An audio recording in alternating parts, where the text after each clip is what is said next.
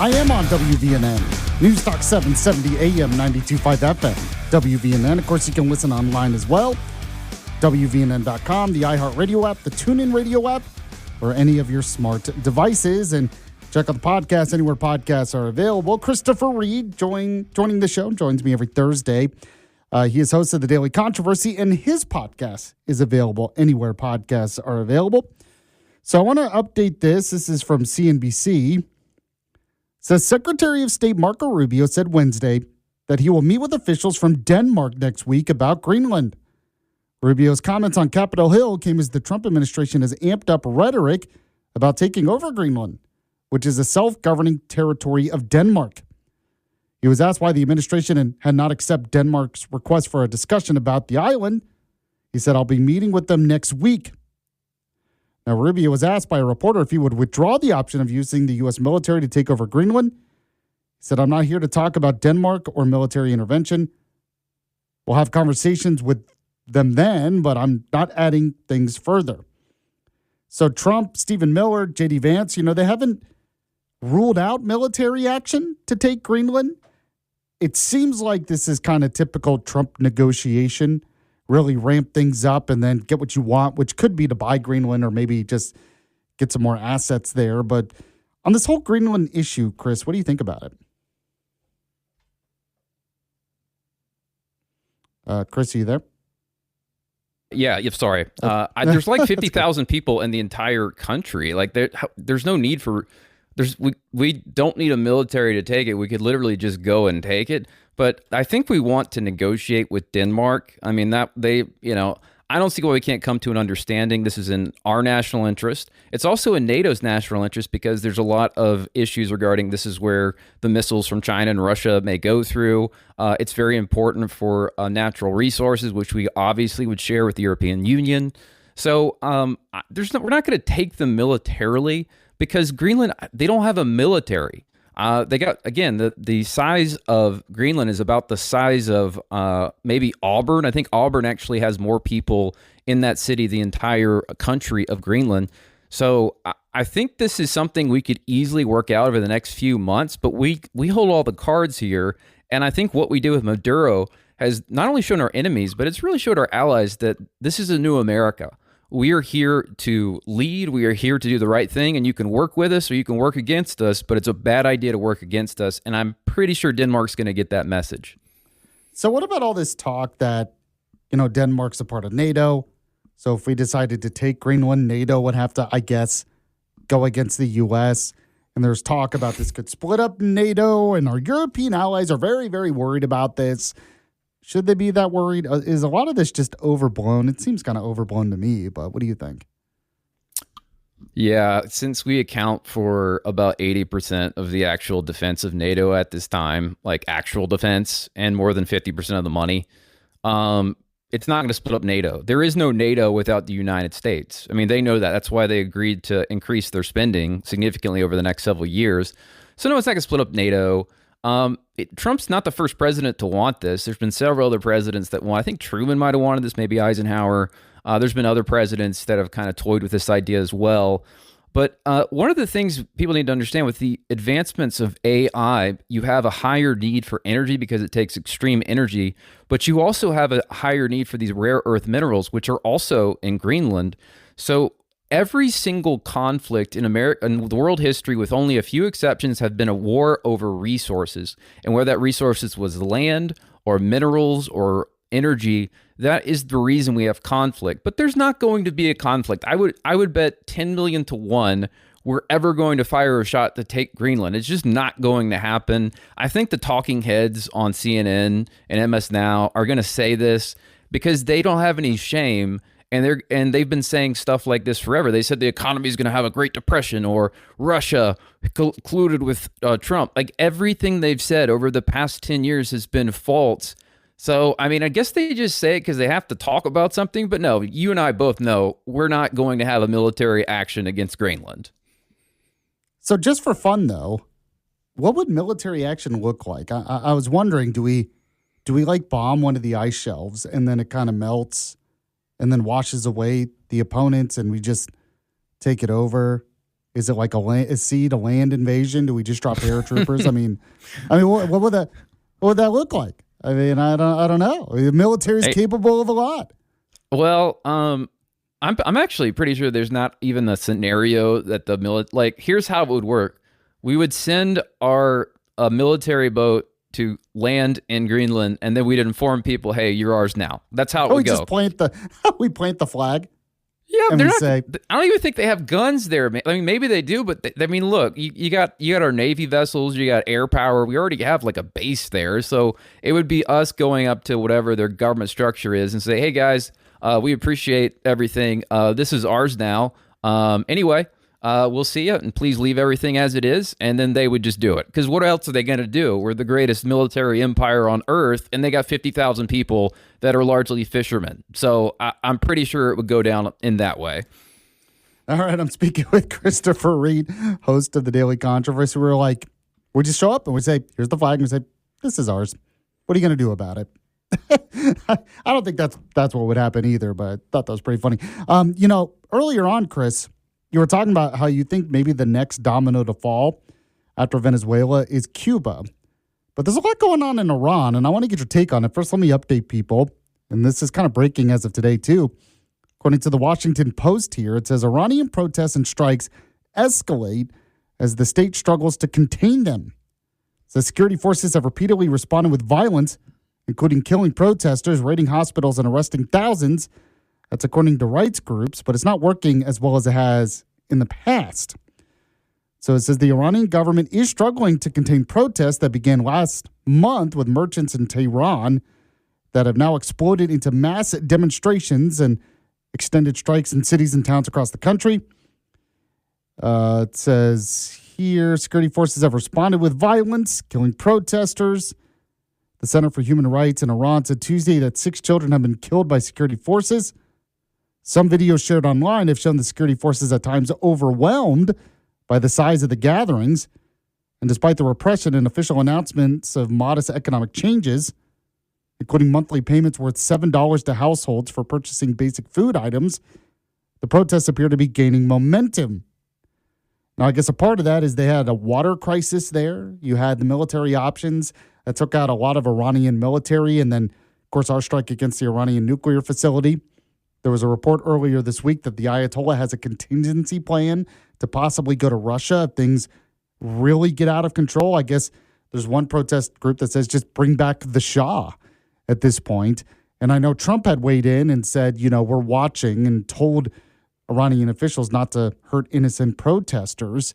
What do you think about all this? I mean, no doubt the strike in Venezuela was kind of a message to Iran too, wasn't it? Yeah, I mean, this is the closest they've ever been in 47 years to an actual overthrow of the Ayatollah, who experts are saying he's considering going to, I think, Russia, because it is unstable. Yeah, there's been, I think, 40 plus people being killed in the streets. Thousands are being put in prisons. The problem is, like I said, Iran has tens of millions of people there, and then there's a protest, major ones, in over 100 different cities. Even with great repression and everything like that, if the protest can get to such a point where if you got 8,000 people storming at you, even if you got 50 people with machine guns, if they keep coming at you, you're eventually going to lose, right? I mean, that has happened in communist countries. That would happen here, but I think Trump is willing to do things that obviously Obama wasn't. We remember in 2009, there was a Green Revolution where they were almost overthrown. If we would have just given a signal of support, maybe had some covert assets on the ground, they could have overthrown the Ayatollah, but Obama didn't want to do that because it's like, oh, it'll cause instability. I'm like, oh, yeah, because Iran's not causing that now. So I really think they believe they have a real shot here. It isn't going to be easy. But I know America can provide a lot of covert assets there, and we can also provide a military equipment. I know Israel's probably also invested in overthrowing the Ayatollah. So I do think this has a real chance, and I think with the overthrow of Maduro, the Ayatollah got the message that, hey, you're 88 minutes away from being taken away. And we wouldn't take him away. he would be, sent to Allah, because that guy has murdered literally hundreds of thousands of people. So yeah, I don't really see us doing anything like the Venezuela thing, but because Iran doesn't know that, they're living in fear right now. Okay, so does that mean you think it could topple pretty soon? And I think it has a better than 50% chance of toppling before the end of the year. I think it's not 100, but I think it's probably better than 50-50. Yeah, I think it could topple within a month, but there's a lot of factors. And again, it just some of that depends on how much Russia and China really want to get involved. They didn't really protect them at all during the Israeli strikes or when we went after them. They've already showed their equipment's pretty weak whenever we did that in Venezuela. So they could try to get more involved, but I think right now they would avoid it because it looks to me like they have subpar equipment and it would embarrass them on the world stage, and they don't want that to happen again after what happened in Venezuela. I mean, you predicted that Maduro would be out. I don't think you predicted it quite like it happened, but you said he would probably be gone sooner than later. So I wanted to get your take on Iran. I think you're right, maybe better than 50% chance. What happens next, though? Because there seems to be two competing factions. There's one faction that wants like a real democracy, but there is talk about just bringing back the Shah. Now, the Shah, the original Shah is not there anymore, but I forget, one of the family members of the Shah has talked about bringing back that dynasty, at least. I mean, what would happen next? Yeah, that's the best option, because remember, Western democracies, constitutional republics, they've never worked and will never work in Islamic systems. They just can't. So Saudi Arabia has a monarchy that works fairly well. The people there are relatively wealthy. UAE has a monarchy, and they do have some democratic freedoms, right? So that's really the best option, a monarchy. And the reason, like, he was not as bad as history books paint him as. I mean, he was the people he repressed were the radical Islamists who were trying to blow up the country, and he might have been kind of hard in the way that he went after him, sure, but you kind of have to be.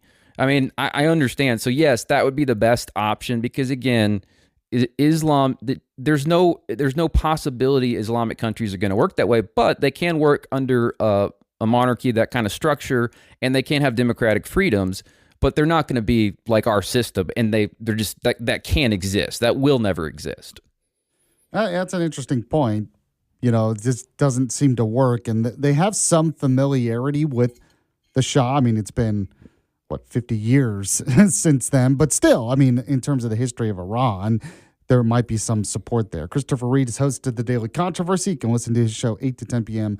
on WVNN. When we get back, he's going to tell us a story maybe we missed today. You're listening to the Yaffee program. Stay with us. The Yaffee program.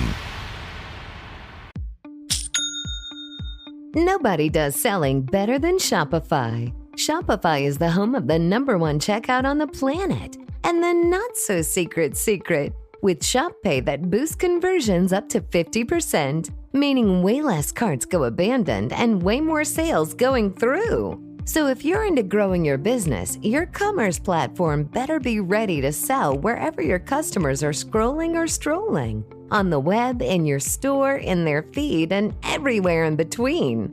Businesses that sell more, sell on Shopify. Upgrade your business and get the same checkout that Skims uses. Sign up for your $1 per month trial period for 3 months at shopify.com/Westwood1, all lowercase. Go to shopify.com/Westwood1 to upgrade your selling today. Shopify.com/Westwood1.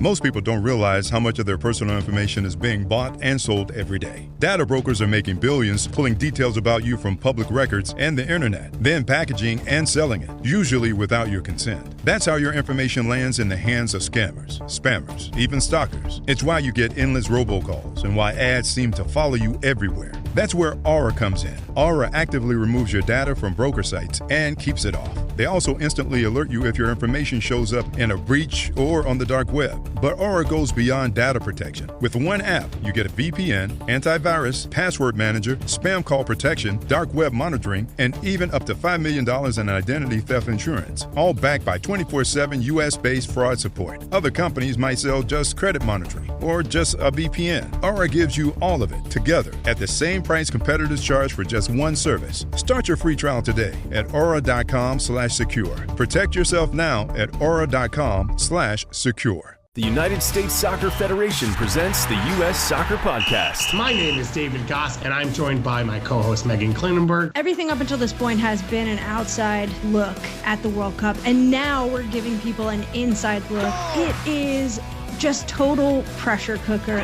Watching flags come out of little plastic balls is like the epitome of everything that I love. And the World Cup is everything. It's why I became a soccer fan. The U.S. Soccer Podcast. Follow and listen on your favorite platform. The Inside of You podcast. You're listening to Inside of You with Michael Rosenbaum. Our guest today, William H. Macy. A lot of my career has been making unsavory characters kind of appealing. Allison Mack is here. There was this complete decomposition of my identity and this moment of like, who am I? Let's get inside of Ron Perlman. Do you still love acting? I'm obsessed with getting better at it. My heroes are in a state of flow. Just this moment of humanity. The Inside of You podcast. Follow and listen on your favorite platform.